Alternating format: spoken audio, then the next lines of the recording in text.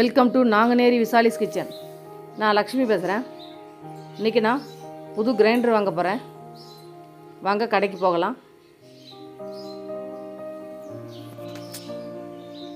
இப்போ கடைக்கு போயாச்சு. எல்லா மாடலையும் கிரைண்டர் பார்த்தேன். இது எல்லாமே டேபிள் டாப்பு. ஏற்கனவே என்னுடைய பழைய கிரைண்டர் வந்து டேபிள் டாப்பு தான். அதனால் அது வாங்க விருப்பம் இல்லை. அதனால் புதுசாக டெல்ட்டிங் மாடல் வாங்கியிருக்கிறேன். பழைய மாடல் தான், இதனால் எனக்கு அது ரொம்ப பிடிச்சிருந்தது. அதனால் அதே வாங்கிட்டேன். அதை கொஞ்சம் ஓட்டி ட்ரையல் காமிச்சாங்க. அதில் சப்பாத்தி மாவு பசைறது, தேங்காய் துருவுறது எல்லாமே இருக்குது. 3 வருஷம் வாரண்டி கொடுத்துருக்காங்க. சரி, இப்போ அதை வீட்டுக்கு வந்தாச்சு. அதை ஓப்பன் பண்ணலாம். இதை ஓப்பன் பண்ணி எடுத்து இதை நம்ம இப்போ ட்ரையல் பார்க்கலாம்.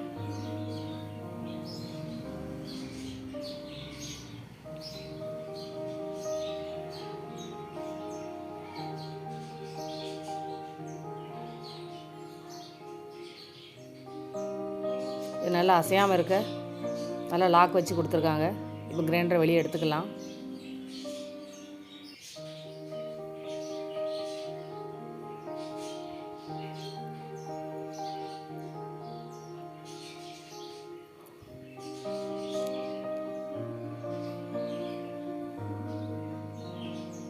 இப்போ இதில் முதல்ல நம்ம தோசை மாவு அரைக்கக்கூடாது. முதல்ல கொஞ்சம் தவிடாது அல்லது பச்சரிசி குருணையாவது போட்டு அரைச்சி எடுத்து அதை மாட்டுக்கு ஊற்றிக்கலாம். ஏன்னா அதில் சின்ன சின்ன தூசி கல் மண்ணெல்லாம் இருக்கும். ஏன்னா புது கல்லுங்கிறதுனால அதனால் அதை அரைச்சி மாட்டுக்கு ஊற்றிக்கலாம். அதுக்கப்புறம் நம்ம வீட்டு யூஸ் பண்ணிக்கலாம்.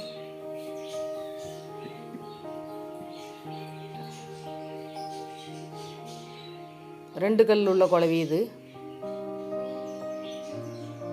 நல்ல 1 கிலோ வரைக்கும் அரைக்கலாம். அரிசி உளுந்துமே அரை மணி நேரத்தில் அரைச்சிரும்னு சொன்னாங்க.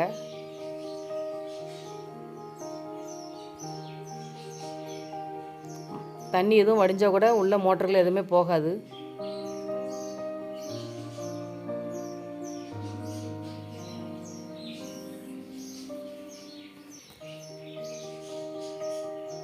இது சப்பாத்தி பசைகிற கம்பி.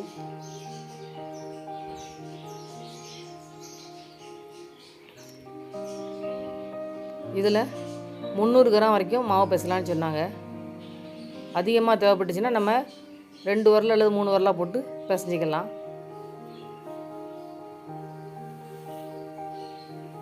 அதே மாதிரி தேங்காயும் துரிக்கலாம். தேங்காய் ஒரு தேங்காய் 10 நிமிஷத்தில் துரிக்கலான்னு சொன்னாங்க.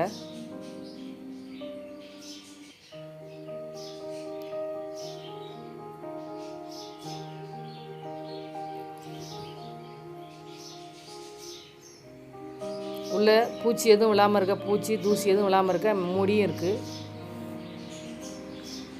இப்போ நம்ம கிரைண்டரை மாட்டி இப்போ நம்ம ஊற வச்சுருக்கிற பச்சரிசியை அரைச்சி எடுத்துக்கலாம்.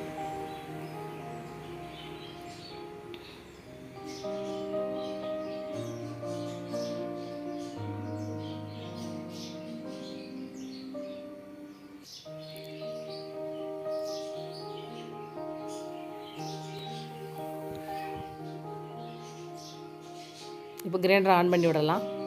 சைடில் ஒரு பட்டன் இருக்குது.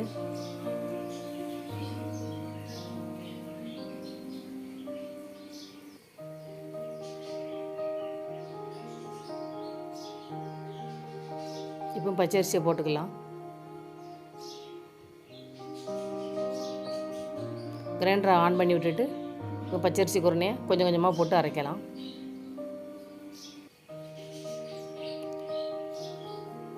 ஒரு 10 நிமிஷத்தில் நைஸாக அரைச்சிரும்.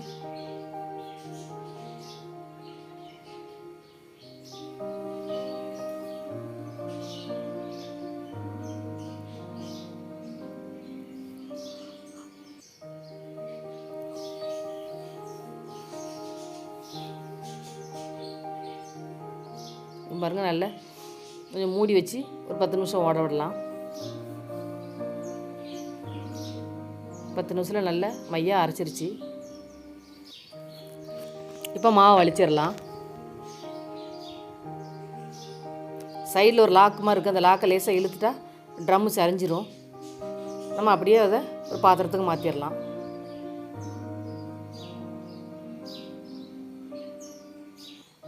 அடுத்ததில் ஒரு டம்ளர் தண்ணி விட்டு கொஞ்சம் ஓட விட்டோம்னா கிரைண்டர் நல்லா சுத்தமாக கழுவிடும். சுத்த விட்டு கொஞ்சம் தண்ணி ஊற்றணும்.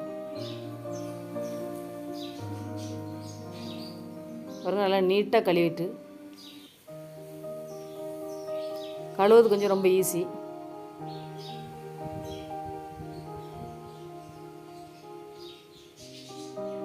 பாருங்கள், நல்லா நீட்டாக கிரைண்டர் கழுவியாச்சு.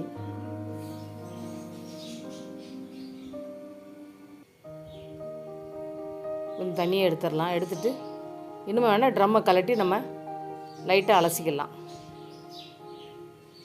இந்த மாவை அப்படியே மாட்டுக்கு கொடுத்து விட்டுறலாம். இப்போ நம்ம சப்பாத்தி மாவு எப்படி பசிதுன்னு பார்க்கலாம். அந்த கம்பியை போட்டு கொஞ்சம் லாக் போட்டுக்கிடணும்.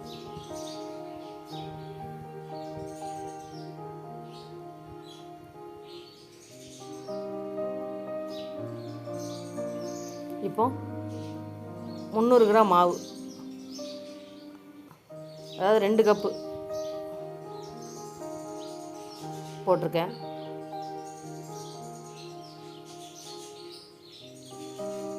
ரெண்டு கப் மாவு போட்டுட்டு கொஞ்சம் தேவையான அளவு உப்பு போட்டுக்கலாம்.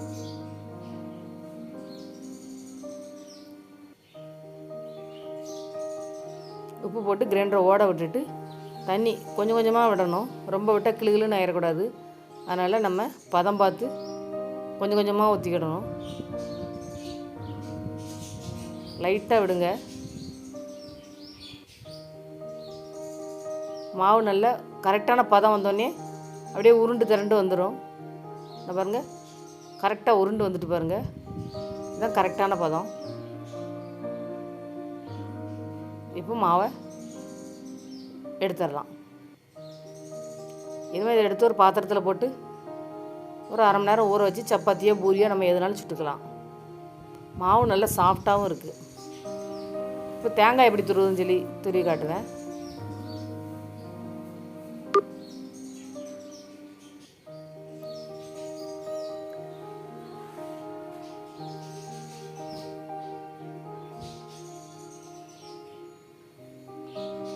ரொம்ப ஸ்பீடெல்லாம் சுற்றலை, கொஞ்சம் நார்மலாக தான் சுற்றுது. கையில் பட்டுருங்கிற பயம்லாம் ஒன்றும் இல்லை.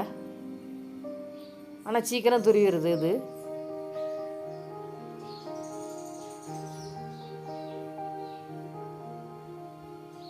ஒரு முறை அப்படியே 2 நிமிஷத்தில் நல்லா ஈஸியாக துருவிடலாம்.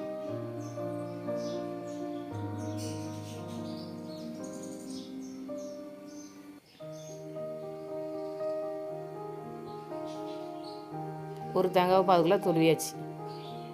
பாருங்க, நல்லா சுத்தமாக துருவியாச்சு.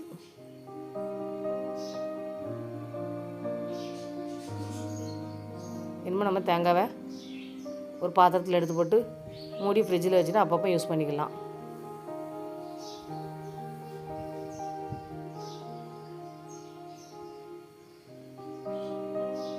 இனிமேல் நம்ம வழக்கம் போல் தோசைக்கோ ஆப்பத்துக்கோ எதுக்குனாலும் அரைச்சி எடுத்துக்கலாம்.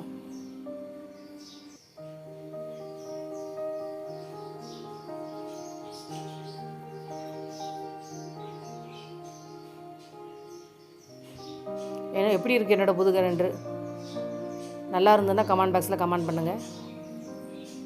அது கூட கொஞ்சம் ஒரு உருக்கு சட்டியும் வாங்கினேன் நான். நல்ல வெயிட்டாக உள்ள ஈய சட்டி வாங்கினேன். கல் ஈய சட்டி இது.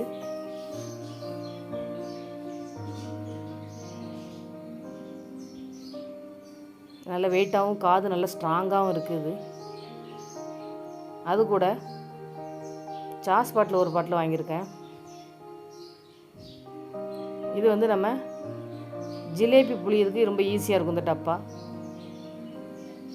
நம்ம பாக்கெட்லலாம் துணியிலலாம் கொண்டு புளியாண்டாம். இந்த டப்பாவில் ஊற்றிட்டு நம்ம ஈஸியாக புளிஞ்சிடலாம் ஜிலேபி. அதனால் இந்த டப்பா 2 டப்பா வாங்கினேன். எப்படி இருக்குது என்னோடய கிரைண்டரு? பிடிச்சிருந்தா லைக் பண்ணுங்கள், ஷேர் பண்ணுங்கள், கமெண்ட் பண்ணுங்கள். இது வரைக்கும் என்னோடய சேனலை சப்ஸ்கிரைப் பண்ணாதவங்க மறக்காமல் சப்ஸ்கிரைப் பண்ணுங்கள்.